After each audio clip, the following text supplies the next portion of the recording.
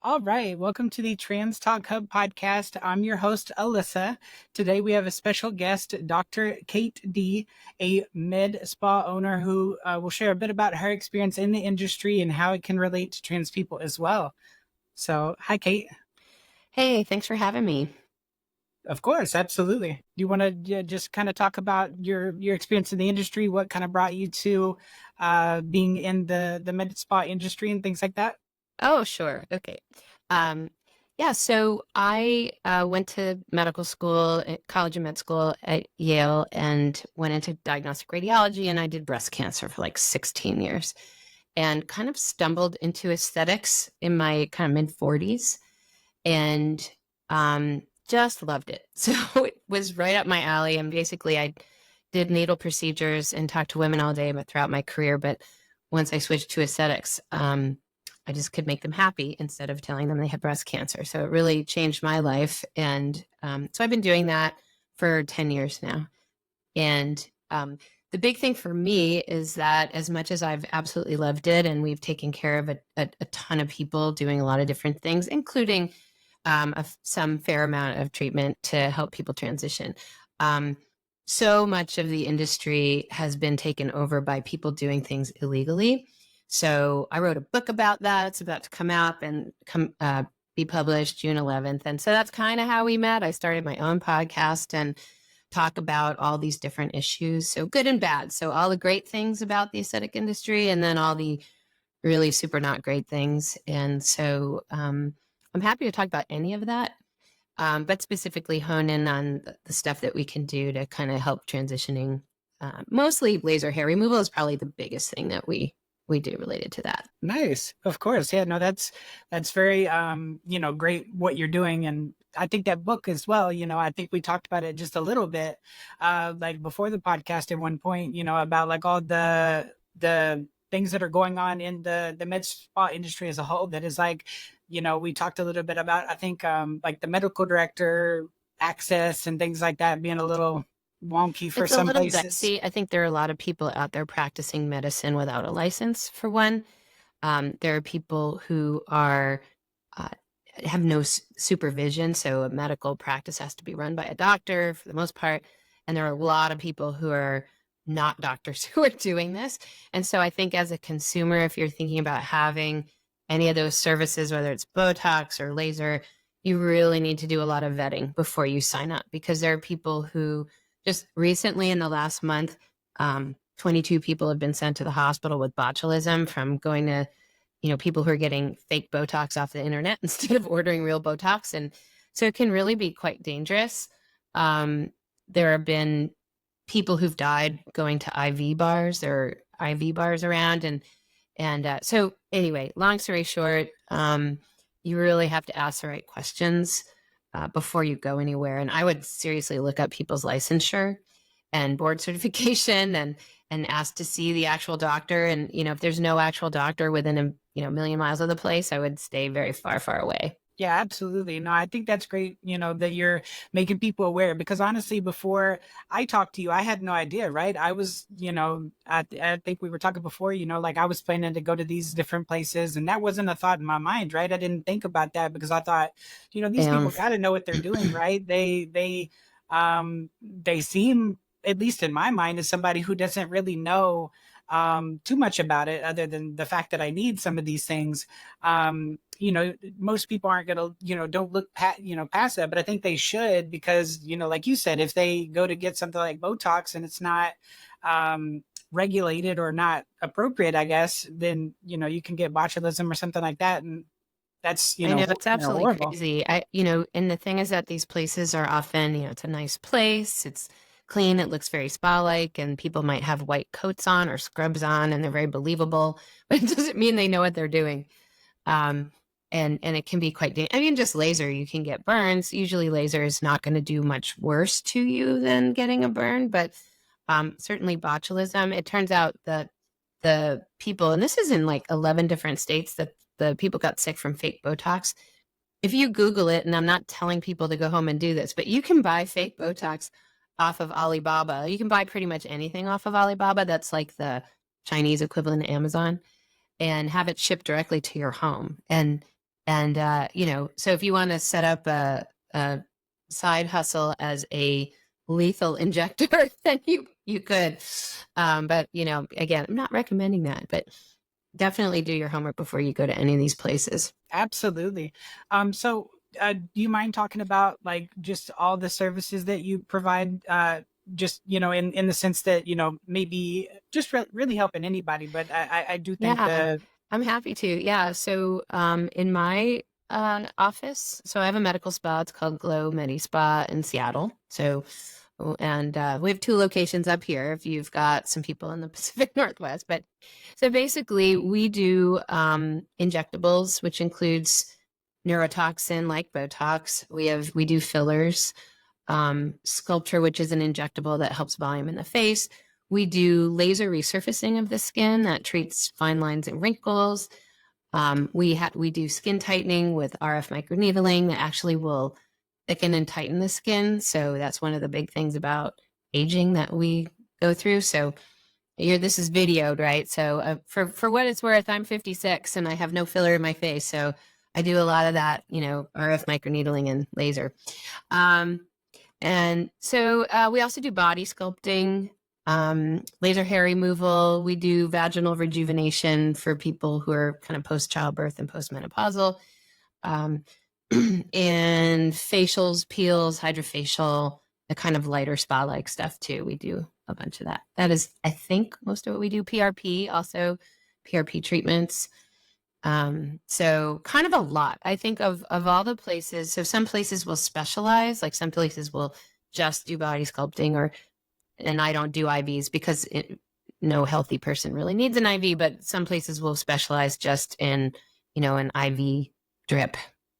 But we kind of do everything. absolutely, yeah, no, it sounds like a lot and a lot of really beneficial stuff. I know that I want to ask this just because I think a lot of at least the listeners for this podcast, I think they need to know because most of this is kind of tailored for trans people or just people who are interested. And I know that at least for me, I seem to feel that there is a really big disconnect in the differences between laser hair removal and electrolysis. Do you mind diving into that a little bit? Yeah, sure. Back years ago when I was younger, there was no laser for hair removal, and all we had was electrolysis. And I actually did that in my 20s, around my lip and chin. And so that you have a little probe and you stick it into each little follicle and you zap inside the follicle to try to kill the little cells making the hair. And it's one by one. And it's, for the most part, permanent. Each follicle, if you zap it and manage to kill those little stem cells, is permanent. But it takes a long, long, long time. And it's, in my opinion, very painful. And so I went, in my 20s, I went for about 4 or 5 years around every month to try. And it took forever. And it was, so ultimately it's definitely possible to do. So, eventually laser hair removal started to be developed, and there are actually very different lasers for that. And some work better than others. So the one I have is kind of the gold standard, and it has 2 wavelengths. And there's alexandrite, which can treat the brown hair on generally a lighter skin person, light to medium skin. And then the Nd:YAG can treat, again, mostly brown hairs. You can get red ones too, but it takes a little more effort. But so the Nd:YAG is used for people with, medium to darker skin. And that way we can treat all different skin types. Some lasers you can only use on light skinned people. So you can't treat darker skin because it's aiming at pigment. So the way that the laser works is the laser energy is targeting the pigment in the hair, and the laser energy travels down the shaft of the hair into the follicle and zaps those same cells that electrolysis does. And the advantage of the laser is that you can do your whole, face or your back or your legs in a much shorter period of time and it doesn't hurt nearly as much. So some areas are more sensitive than others, but basically you can cover a very large area and and treat, all those hairs. Now, the reason that you have to do many treatments and not just one, it's not a one and done, is because you can only kill the hair in a certain phase of the hair cycle. And at any given time, you only have maybe 15, at most 20% of your hairs in the right phase. And so if you treat your entire back and you're on average getting 15, at most 20% of those hairs. And then you got to wait till more hairs come into the right phase. And so depends on the area of the body. It's anywhere from 4 to 8 weeks. It takes that long for more, enough hairs to get into the right phase. And then you treat again. And so on average, it takes at least 6 treatments to treat an area. And then sometimes more. Certain parts of your body, it takes more. Any part that's like basically hormonally stimulated, it takes more treatments. So the face and then like the Brazilian area takes more treatments. Other areas, it's much quicker. Like for me, I did this a little bit older. I think I was in my late 40s. I did my armpits, 3 treatments, got no hair left there at all. It's crazy. It works really incredibly well. So when you kill a hair follicle, again, it's done. You're not going to regrow that hair. But your body can recruit over time new dark terminal hairs. All those little vellus hairs on your skin all over, they're little faint fuzzy ones. Okay, your body can turn those into new dark terminal hairs.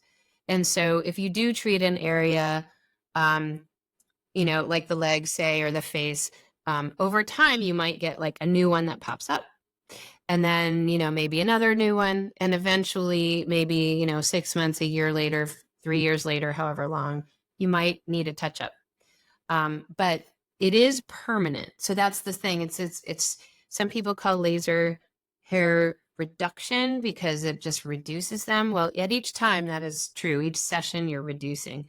But when you kill a follicle, it's dead, whether it's by electrolysis or by laser. So the advantage of the laser, it's more expensive per session, but you can do 6, 8, maybe 10 sessions and just be done with it.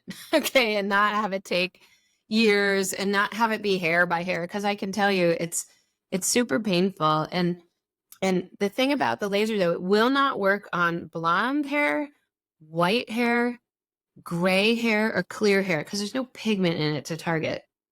Okay.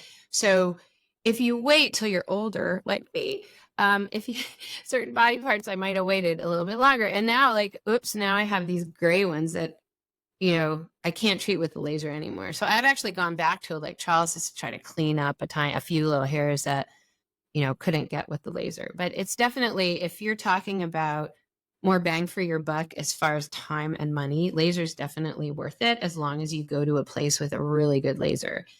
So I mentioned the laser that I have. There are many different manufacturers of a laser that have those 2 wavelengths. But any of those is going to be good for laser hair removal. So an Alexandrite Nd:YAG. So if you're asking around, ask for an Alex YAG laser, 2 wavelengths. Okay. Especially if you've darker skin, you need a place with a YAG. There's no way around that. So if somebody has something else and they say it's fine for darker skin, don't go. Okay, because it won't be. And you can get not just burns, but hypo and hyperpigmentation. So, too much pigment or not enough. And if you've got dark skin and you've got a little rectangle of white, it does not look good. So definitely want to avoid that. So the other lasers that are really common if you go to places, there's diode lasers that are sort of in between. They're like, okay, they tend to be fast. They're not quite as good as the Alex YAG lasers. People with diodes sometimes will say it's okay for darker skin. I still wouldn't do it. If you have darker skin, I wouldn't use a diode. So so diode, not the worst thing if you have light skin, but I wouldn't use that if you had dark skin. And then there's IPL or BBL, and those are great machines. And IPL and BBL, I don't think I mentioned that earlier about the services we do, but we have a BBL machine. It's called broadband light. IPL is intense pulse light. Those are like lasers, but they're not lasers. They are a band of wavelengths instead of one wavelength. So a laser is one wavelength, and IPL is a little band of wavelengths. And a lot of places use that for laser hair removal. And that is, one, more painful. Two, can only use on light skinned people. Even medium skin, forget it. Dangerous, right? It does work to remove hair. It's not as fast. It's not as efficient. It hurts a little more.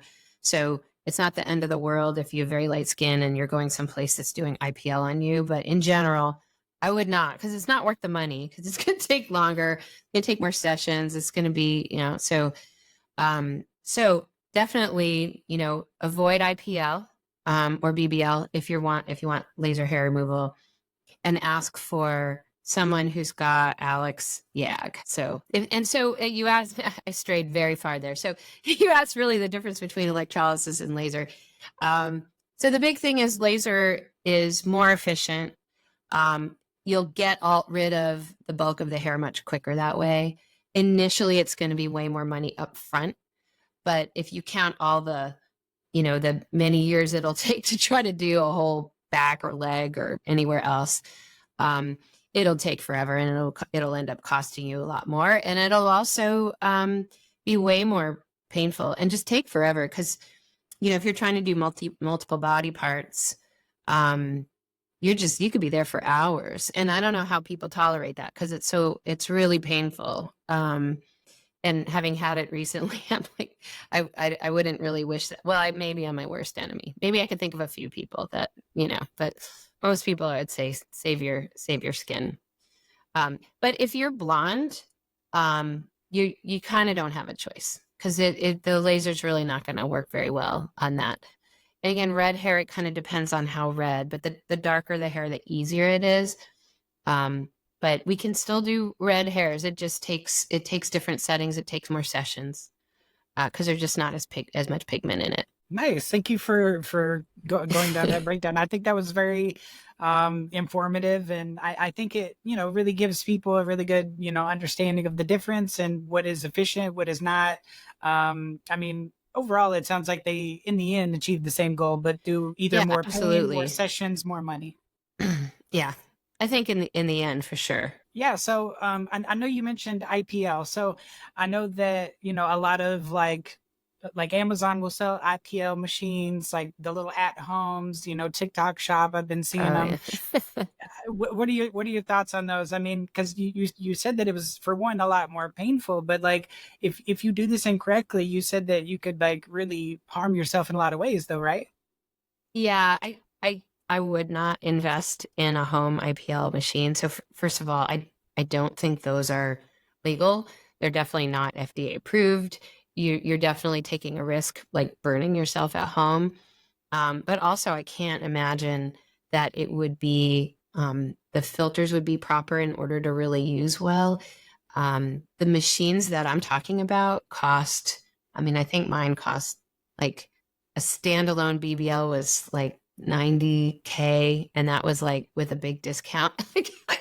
I don't know.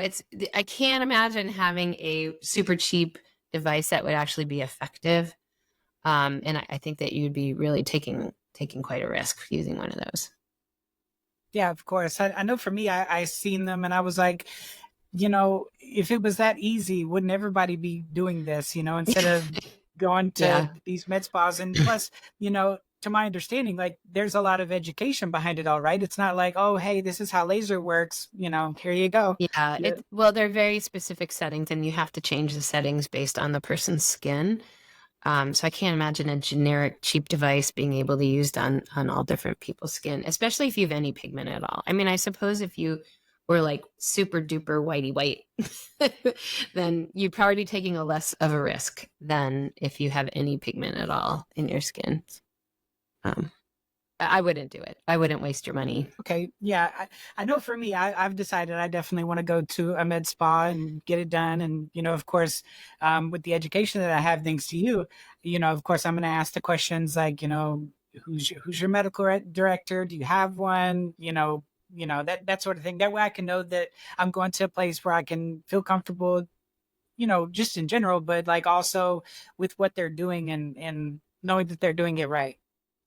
Yeah, and I would recommend, if you're really looking to help to use laser hair as part of your transition, and you've got a lot of body hair that you want to get rid of, I would highly recommend talking to whoever is in charge and just asking them to put together a package for you that to help you save money. Because typically if you're going to do multiple body parts, I honestly, the whole reason I got the very nice fancy laser is I when I first started doing this 10 years ago, the cost of laser hair removal was, I mean, there was a Groupon every day, and there were a couple companies that offered laser hair for super cheap. And I couldn't figure out how they did that because the machine's so expensive. My machine was like 150K new. Okay. So like how could I spend that money and then not ever make it back? I was like, I can't compete with that. So I didn't enter into, we didn't have laser hair, but we did have an IPL machine, and every once in a while we'd have somebody who asked, and I'm like, well, we can do, we could do very light skinned people and we could do it. And I'd be like, well, it's not very quick, but sure. And it would work. But during COVID, not only did everybody want laser hair removal, but we actually had several trans patients who came and wanted to do their whole body. And my staff was like, what do we do? Like, if people want to do their whole body, like it would take forever with the machine we had. Like, it really, maybe it's time to get, the fancy laser. And so I looked at it, and the companies that had been running those Groupons back in the day, those all went out of business because frankly you can't make any money that way, right? So they all went out of business, and the price of laser hair kind of came back to market price. And so I'm like, okay, let's get the laser. And the thing is that if you want to do like your whole body, that's going to take a while, right? And you couldn't possibly do all of that in one session. It'd be, a lot. But we always work out some kind of package deal so people feel like we're taking care of them, because most people don't do their whole body, right? Someone will do their face, or they'll do their armpits and Brazilian or something, and so almost everyone will try to just work with you and figure out a plan so that it's affordable, or at least if they're a good place, they'll work with you if you want to do that much, because that's a lot to invest, right? And I think that at least I feel that way. Like I want to help people like make it happen and not try to like break the bank. And I'm not looking to like support my whole med spa for one person's transition, right? So I would definitely talk to someone and say, okay, like I really want to work with you guys, and like what can you do for me so that this is not crazy expensive.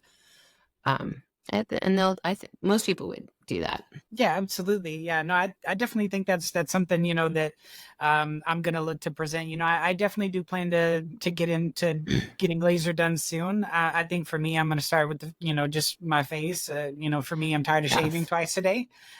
So I definitely want to get to that point. And I think I mean, in your, have you any of your clients that you've had that happen to have been trans, have you had those that came in who maybe used to have like a full face of hair, and they're shaving it and now they want to get laser?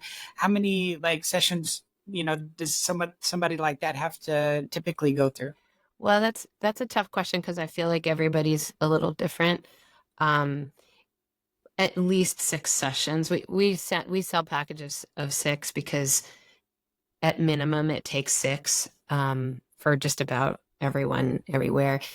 The problem with the face, and for what this is true for cis women as well, is that it's hormonally affected, and so we tend to regrow hair in that area when we don't elsewhere. So like, armpit, I don't get new hair. Face, I do. And so I can't exactly answer that. I would count on at least 6. In my estimate, you would probably doing it at least 10 over time. And then you kind of got to see. So in the very beginning, it's a little patchy. So, it's a little weird in the beginning because it's like your hair's in the hair cycle. I don't know why this is, but you've got more hair synced up in one area than over there. And so you end up losing it in more patchy fashion. But that evens out by the end because, over time you're getting other areas. So So, and that takes a while because in the face, you're going to wait at least 4 weeks in between sessions, usually 4 to 6 weeks. So it's going to take, well over a year to do 10 sessions, right? So, or maybe about a year to do 10 sessions. Okay. And I had another question in regards to like those sessions as well, because I've had some, I mean, I'm not sure which is the actual truth here, because I know that I've heard from some people that are like, you have to be fully shaven before you go in. And then I've heard other people that are like, well, you got to have some sort of growth. Is that Yeah. like for electrolysis or for laser or for both you would be shaven? For laser, you have to be shaved. And you don't want a lot of hair sticking out of the follicle because that will just vaporize and turn into smoke and contribute to burning hair smell, and it doesn't help you. So you want it to be shaved because the laser can still see the little dot of hair at the surface, and the laser energy goes down the shaft and kills those cells.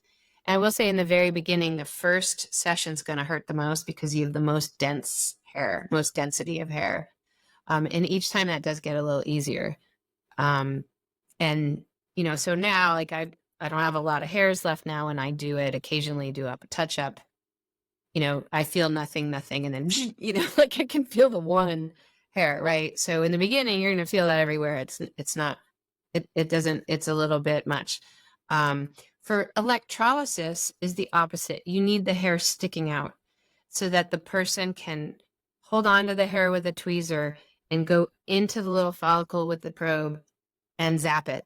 And then they're holding on to that hair and they know they've zapped it enough when the hair just kind of pulls out really easily because it's no longer being, stuck in there with a root, right? So, so with electrolysis, you gotta let it grow, which is annoying too, especially on your face. Like, right? Like, how awful is that? Back when in my 20s, when I was doing electrolysis, it was the most painful, awful thing waiting, letting them get long enough to do electrolysis for is like, you don't want it there, right? So with laser, no, you have to be shaved. So we tell people to shave either that morning or the night before.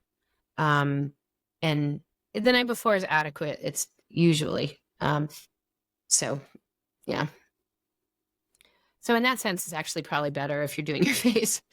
You don't want to walk around with that hair.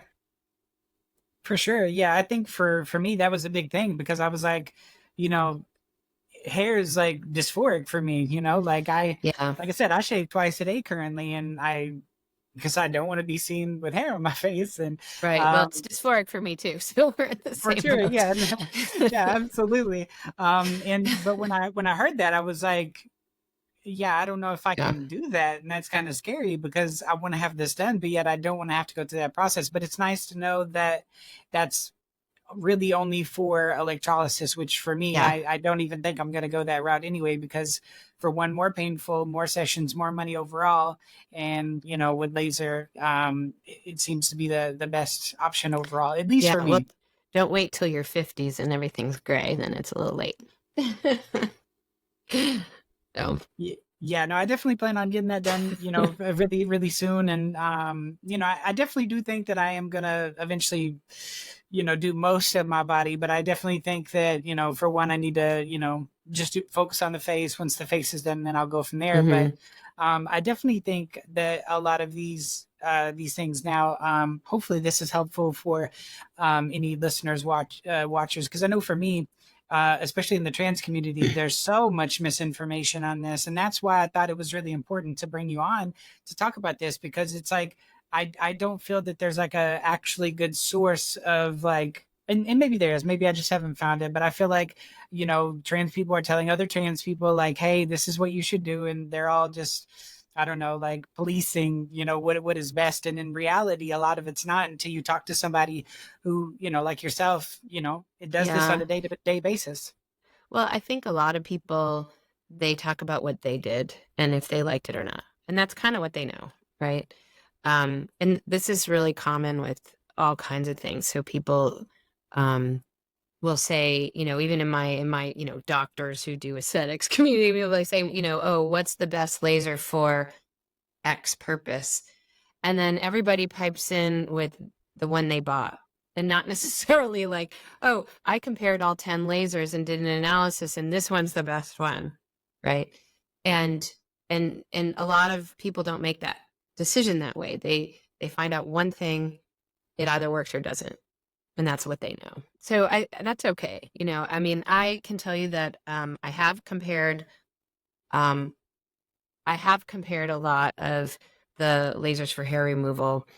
And when it came down to deciding which one to buy, I kind of narrowed it down between two things. And I demoed both of them. And I picked one because it was statistically faster.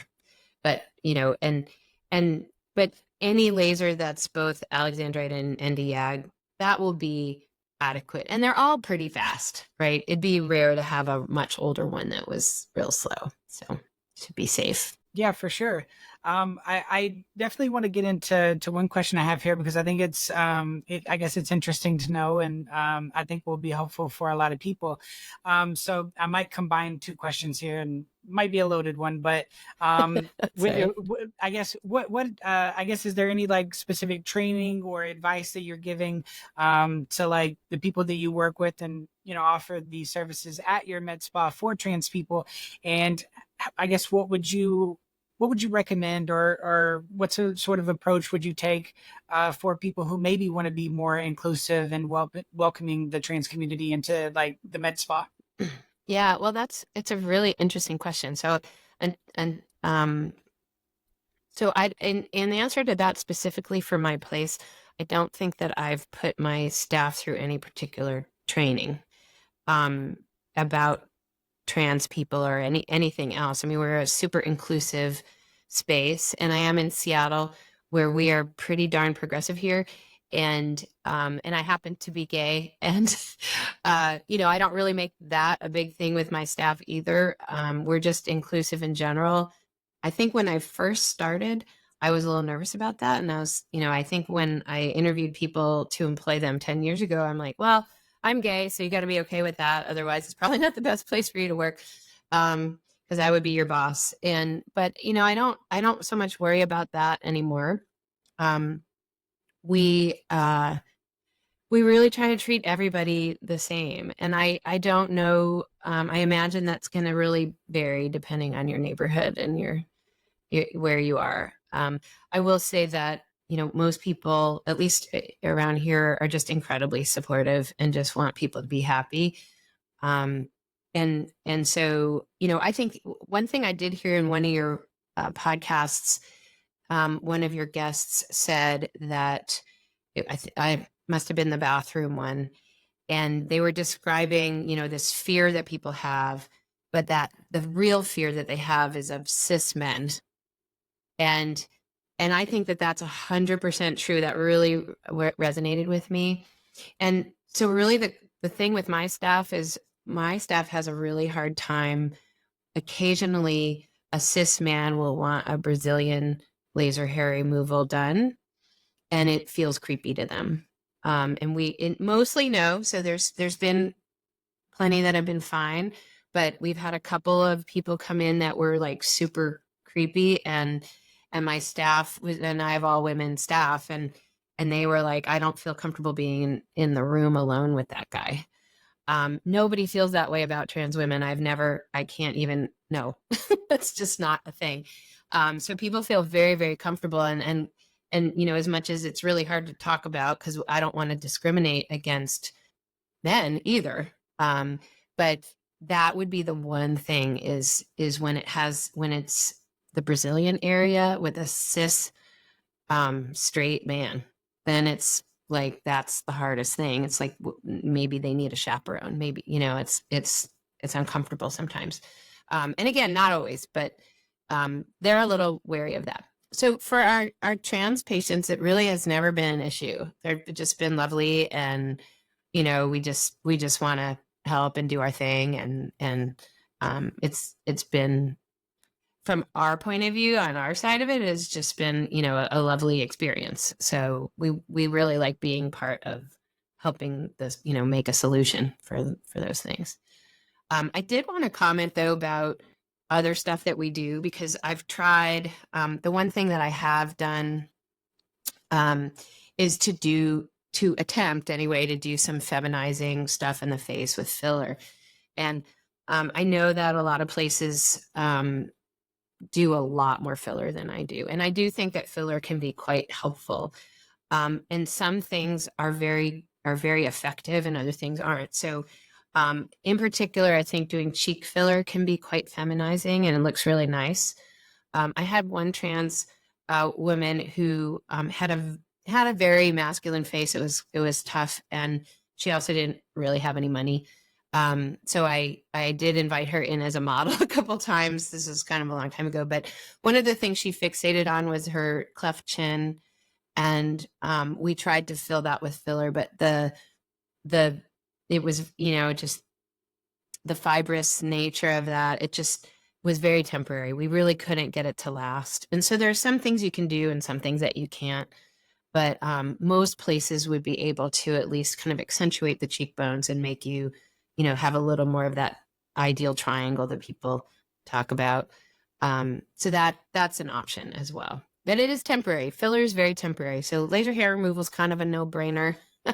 For anyone who doesn't like their hair, it's the way to go. I got one of my daughters to do her, you know, legs and armpits before college. She was like, "Oh my God, mom's the best thing I ever did." So, but filler, very temporary, you know, it looks great. You know, you might be really happy about it. Maybe do it before an appearance or, you know, a special occasion, but it is temporary. You'd have to keep doing that. You know, it lasts anywhere from 6 to 12 months generally. But lips and cheeks, really kind of the bread and butter of that. Okay, nice. Yeah, no, I think that's really great that, like you said, you're not making, like the trans thing a big focus. You're just being, I mean, everybody seems to be respectful, and I think a lot of it too is the area in which you're at, right? You said that Seattle is very progressive and things like that. Like for me, I'm in Texas. Texas is very far from being progressive, and the Yeah. I think for me, like I'm in, I kind of want to touch on this for a minute. You mentioned about like cis men, and I think there's a big difference, right? Because like for them, yeah, sure, there's definitely a need for some people to have things like, I guess, Brazilians or whatever. But like for us, I think, we're more nervous. Like we're like when Yeah. we go in, we're like, I don't even want people like to see any of that, like Right. Yeah. much less have to need that. And then so I think maybe that's where a little bit of that comfortability may be for other people that need to do it, because it's like for us, we're like, we don't even want to be here, we just have to be, because it's a process of something, like for people who need to go have like bottom surgery, for some surgeons that's a requirement. They have you go and get laser hair removal because there can be complications when you have like bottom surgery and then hair grows and all of this, right? So but I know for me, like that's definitely something I worry about too, because I'm like, I don't even know how to even approach that point, like going to a spa, especially here in Texas. Yeah. So yeah. I I really I don't I honestly don't have a lot of advice for, you know, what it's like in the, you can always come visit like that. And there are definitely places you can go for sure. And I do know kind of people all over the country, or I have a network of people who do what I do, and there's safe places everywhere. So uh sure, I can be a resource for you if you or if you of your friends want someplace safe to go. I can check with people. I think that that's a delicate area no matter how you slice it. So I mean, it's not comfy to have your genitals, you know, lasered. It doesn't feel good. So that part's hard. I will say that that's probably the most painful. But I'll tell you, electrolysis down there, way worse. So definitely not fun. Yeah, I wish there were an easier path. I do hope anyway that over time it gets easier as we progress forward into time, Yeah, for sure. Absolutely. I mean, I don't mean to, really, talk so bad about Texas. I know that there is certain areas. I know there's portions of Dallas. Austin's really, I guess Austin itself is Mhm. mainly progressive. I mean, so there is definitely, some areas, but, for me, like Austin is 5 hours away, almost 6 hours Yeah. away. So it's like, well, I guess Dallas is like 2.5, 3, which isn't terrible, right? So I definitely do probably have places. Wichita's not terrible. That's Wichita Falls is probably, like the closest to me. And I know they have Hmm. a few and they seem to be nice, but, I don't know. It's Forget just, you're in northern Texas. Is that you're not? How far are you from like Tulsa or Oklahoma City? I would say maybe roughly around like 2 hours or so. I, Oh I wow, think. yeah, because I do know someone there. But um, yeah, and I'm sure I know people in Dallas, but I'd have to look them up. Yeah, for sure. I guess I had a question too, because like I wasn't sure, like, is there like any like sort of conferences like that happen, I guess, all over the world or nationwide for this type of thing where, there is like conversations and talks about, I don't know, just making things more inclusive. I know that, like you said, in your area, Mm. it typically already is at the moment, but I mean, there is a lot of places. I know there's a lot of states that just aren't, and yeah. Yeah, it's an interesting question. I There are aesthetic conferences that I go to, and people are always looking to include more people. I think that um, the people that I know in aesthetics are very progressive people. It's a very kind of interesting, eclectic mix of people, um, and I think that honestly, the more the better. So I don't know a lot of people in my business who would like turn you away and say I wouldn't take you. I don't know people like that. I mean, I'm sure they exist, but it's kind of a very, very progressive world. There are, you know, n there are a lot of, LGBTQ plus people in the industry. Um, and I'm pretty unusual person in the industry. But so, I don't know how to answer your question exactly because there aren't um there aren't like separate conferences that talk about inclusivity, but there's definitely that comes up as a topic in the conferences that I go to. But really, people are interested in any and all business. It's about making money in the end, right? So if it's a chunk of your business, then fantastic. We let we love you. It doesn't really matter. And I definitely think that overall people, I agree, like about as far as like who we're really scared of.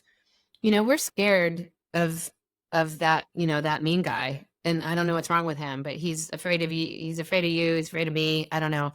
But in that same podcast, you guys are talking about not wanting to go into a men's bathroom ever. And ew, like, no, like I wouldn't want that either. And honestly, when my kids were little, I have two daughters and a son. And when my son got like old enough that he had to like go to the men's bathroom, I waited outside the door like a hawk, I mean, this adorable little 7-year-old boy going to a men's bathroom, I freaked me out, because I don't trust those guys.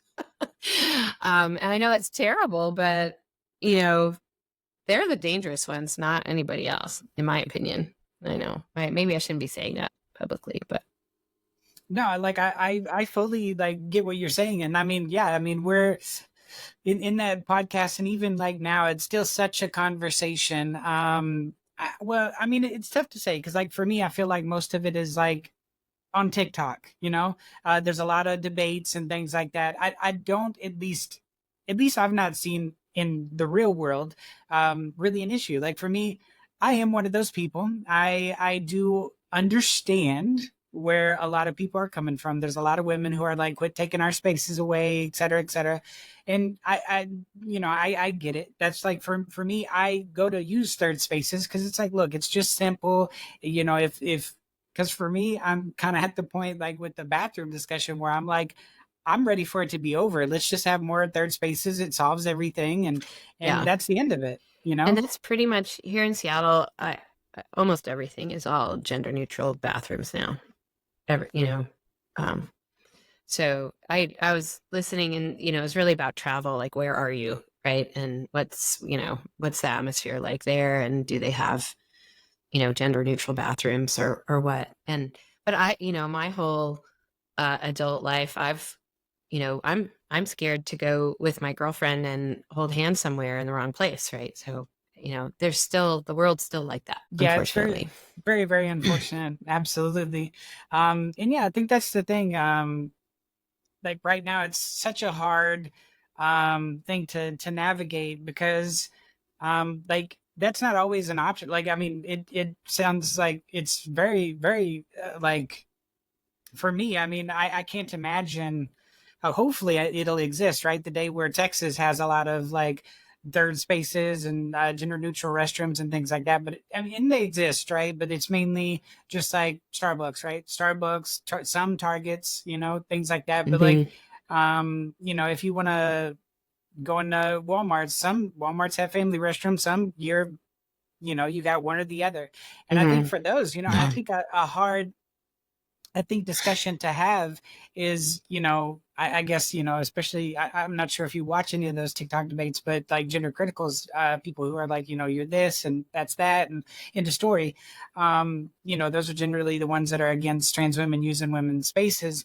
And so for those people, it's like, it's so confusing to me because it's like, because I've heard a lot of them where they'll say like, if you're going to use third spaces, perfect. That's where we would prefer you to be, and for me that's where I would prefer to be too, because it's like it's not controversy, right? We use that space and it's a done deal.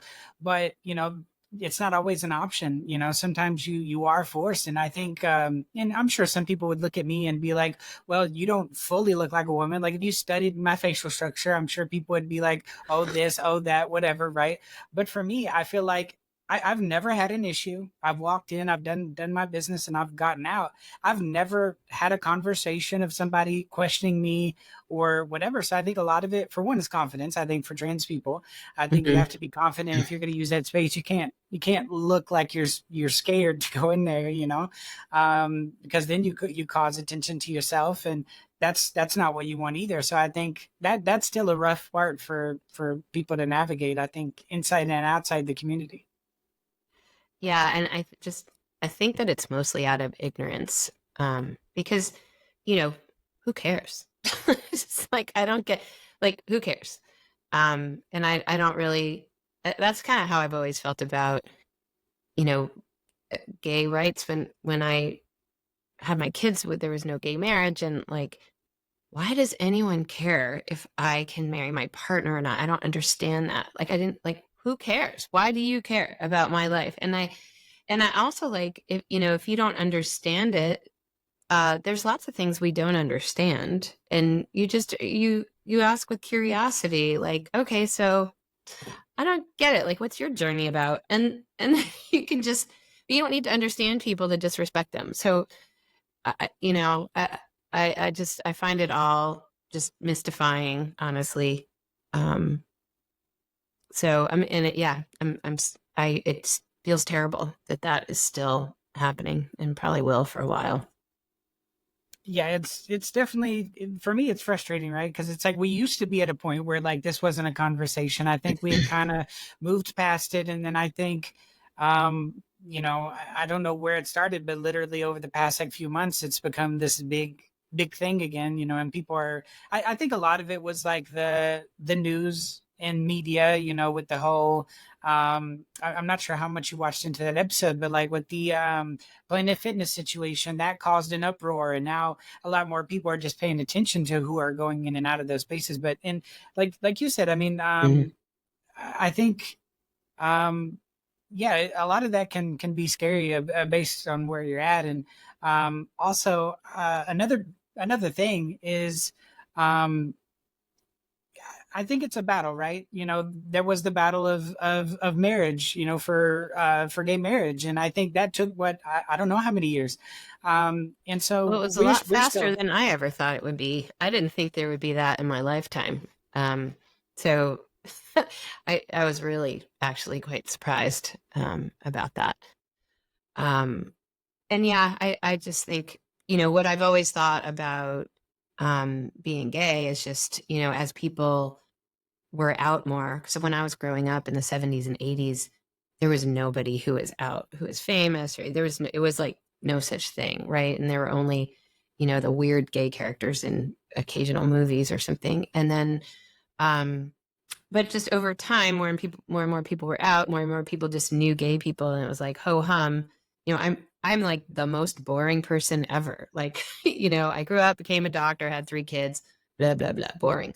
And so who cares? Why would anyone care? And I do think that over time, as people, get to know more trans people and be like, whatever, you're just a human. Like, who cares? And not that I don't care about you, I do, but I'm just saying, like, why does anybody care about what your journey is? Like, it, just find your bliss, be happy, figure out who you are. It's hard to figure out who you are.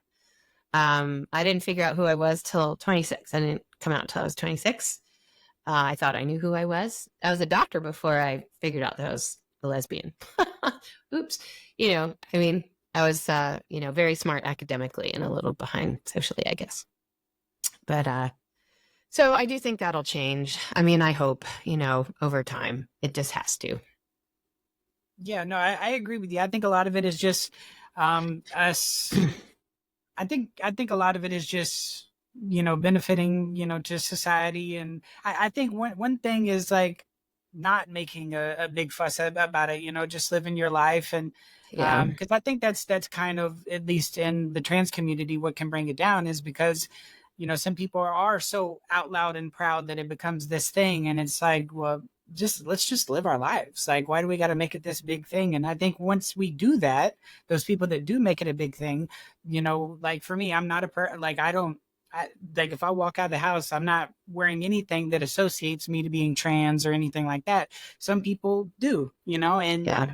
I think for them And it's that's negative. kind of exactly what happened, in the gay community. Just, when I was young and the only people you'd ever see were very radical looking. And I'm like, well, I'm not very radical, so that I don't fit in with that.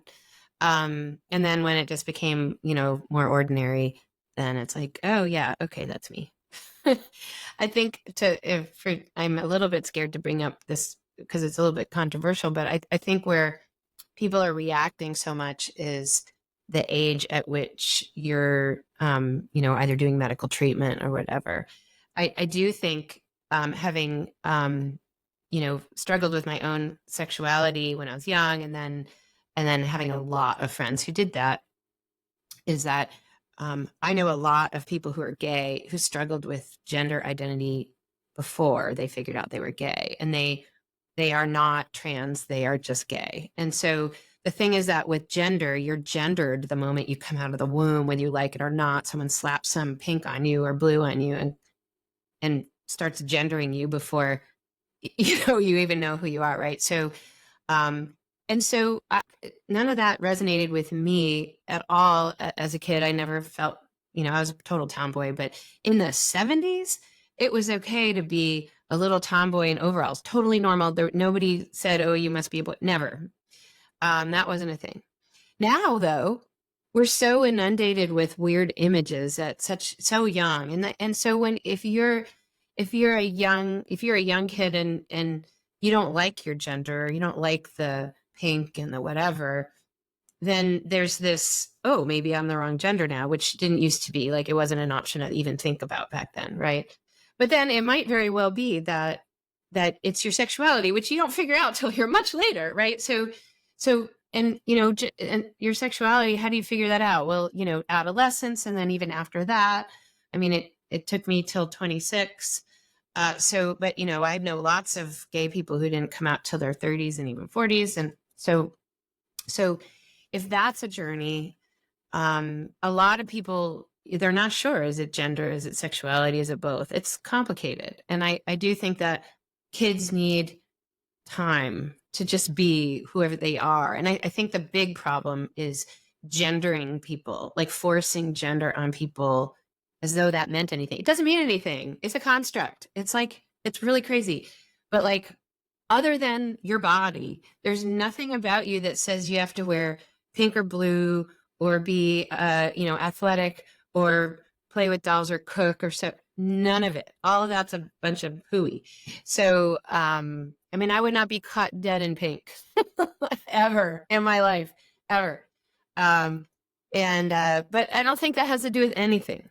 I really don't. And so, I think that you got to figure it out. And I don't know that a 6-year-old can figure that out. As a matter of fact, I'm pretty sure a 6-year-old can't figure that out. So how old are you by the time, and it's hard. So I think that where people in our society are kind of freaking out is treating people medically really young. And when is it okay and stuff. And I'm not that kind of doctor, and I don't want to be kind of in the controversy, but I do think that is contributing to the national freak out over it. Absolutely. No, I totally agree with you. Absolutely. So I guess I wanted to kind of give you that opportunity. You said you had a book coming out, right? Do you want to kind Yeah. of go over that and tell people Yeah, about I'd like love where they can get to. it? So if people want to pre-order, my book is out very soon. So June 11th, it'll be out. It's called Spa Mayhem. And it's the good, the bad, and the ugly secrets of the aesthetics industry. And it's part memoir, it's part my story, but part industry expose. And it's all about the ins and outs and the goods and the bads and the crazy stories that I've lived in the aesthetics industry. And so it's available on Amazon now. You can pre-order it. And I have a podcast, also the same name, Med Spa Mayhem, and I'm talking about all this stuff, and it's really cool. So if you're into podcasts, you might find that really interesting. I know it's been phenomenal doing that. And yeah, and honestly, if anybody out there has their own stories they want to share, I would love it if you did that. So if you go to medspammayhem.com or drkated.com, you can send me an email and tell me your experience, and maybe we'll use your story, or maybe we'll interview you on the show, or maybe I'll just learn something. So I would love that. So yeah, that's the book. Absolutely. Yeah. So if anyone's listening or watching, definitely go check that out. I will work with Kate to have that in the bio. And just really any sort of socials or anything that you want to share, just send over to me. And I will feature that in the bio. Also, I'm going to feature some other stuff on my end that hasn't been in the bio before. Just as a preface, I'm not expecting anything from people, but I do have a GoFundMe for my surgery in the next few months. So I will be sharing that. Like I said, no expectation on that end. If you want to, you can. But I will be putting that in the bio. Also, I want to talk about just about what to expect on next week's episode next Sunday. I will be, reacting, I guess, to some TikToks, things like that, just kind of making some opinions on them for myself. A lot of them are trans related. So just kind of going to talk with, I believe Braxton's going to be back on the podcast. Braxton was on the last podcast when we did a Mother's Day special, so you can expect him to be on the podcast, and we'll both be reacting to those TikToks. It should be very interesting. But Kate, I really appreciate you coming on the podcast and going over everything. I think it's been very informative, and I really appreciate it. Yeah, thanks so much for having me. It's been really fun talking with you. Absolutely, I've enjoyed it. All right. So yeah, everybody, if you're interested in checking everything out from her, definitely feel free to check the bio. And I look forward to having next week's podcast in reaction to some TikToks. So everyone have a great day. Thank you so much for listening to everything.